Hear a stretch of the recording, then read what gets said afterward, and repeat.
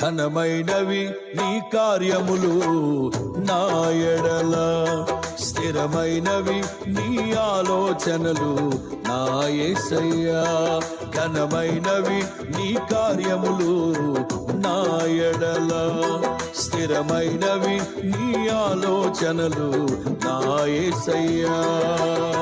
కృపలను పొందుచు కృతజ్ఞత కలిగి స్తుతులర్పించెదను అన్ని వేళలా. కృపలను పొందుచు కృతజ్ఞత కలిగి స్తుతులర్పించెదను అన్ని వేళలా. అనుదినము నీ అనుగ్రహమే, ఆయుష్కాలము నీ వరమే.